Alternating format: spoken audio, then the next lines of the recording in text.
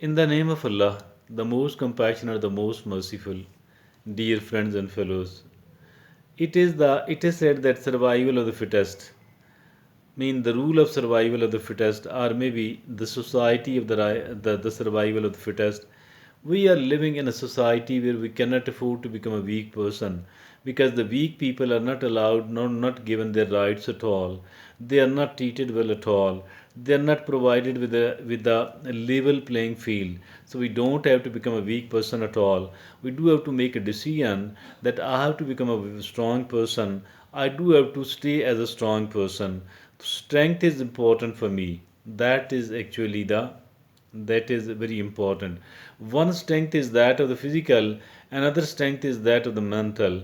So the physical strength is important, there shouldn't be any doubt in it, but I am of the view that the mental strength is even more important than the physical one. So I think that we shouldn't be missing any opportunity. We should not miss any opportunity to make ourselves a mentally strong person, because it is a mentally strong person with on the basis of the mental strength we can fight with someone else who is much apparently better than us, who is much more resourceful than us. We can fight with those people if it is needed. If it becomes necessary, we can fight with those people on the basis of the mental strength. Though it doesn't mean that the physical strength is unneeded, not at all. So I have chosen a very beautiful article on the subject, which has been authored by Clifton Copp, who is a well-known researcher and author, and he has given the caption a caption to his article. The caption is 13 key habits of mentally strong men. So it is really important. All those 13 key habits are important.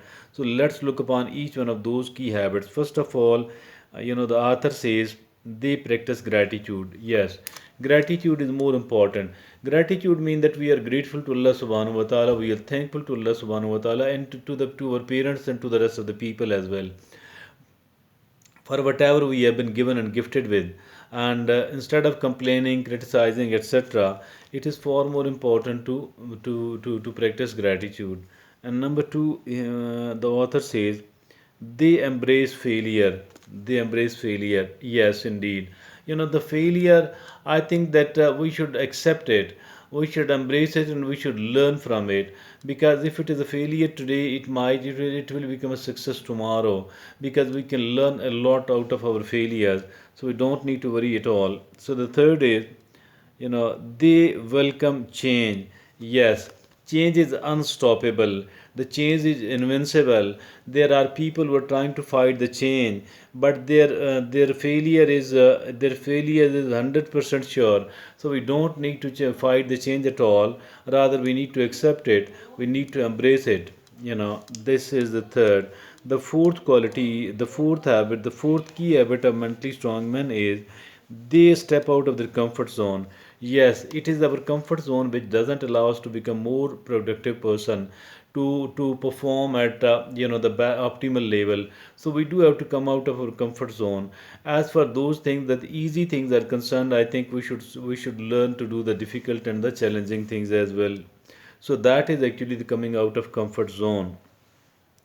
The fifth, according to the author, is they own up to their mistakes. Mean they accept their mistakes instead of failing to take the responsibility. They do take the responsibility and of their failures. They keep up. They own up to their mistakes.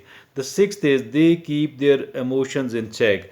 Yes, emotions are important. We need to identify that which emotion is active in me at the moment, and I need to control. I need to manage it. They keep their emotions in check. So mean that they don't take the emotional decisions at all. The next is they forgive. It is important that they forgive. They forgive. They focus on what they can control. They focus on what they can control.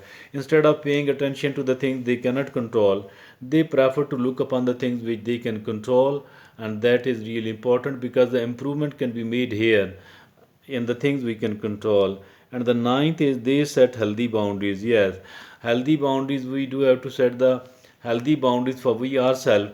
We shouldn't be, saying yes to every demand of the people. Rather, we do have to learn to say no. So that is the setting the healthy boundaries, that you cannot go beyond this point.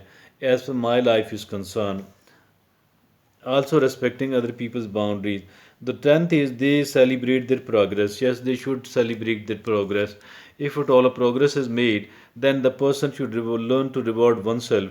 The 11th is they don't compare themselves to other. It is very important, because every comparison is a toxic one. Every person is a unique. So for that reason, we don't need to compare ourselves with other people at all. They take care of themselves. Yes, we do. If at all we don't take care of ourselves, who else will do that? Because it's we ourselves who are with ourselves 24/7. So we need to take care of ourselves. The last is they ask for help. Mean, if at all the help is needed, they don't make it an issue of their ego that they won't ask for the help. Rather, they do ask for the help as and when it is needed. So these are the 13 key habits of the mentally strong person. I think that we need to look upon ourselves. If at all we are having these 13, so I think we need to further consolidate. And if at all and some of these are missing, we should try to create those some habits in us. Thank you.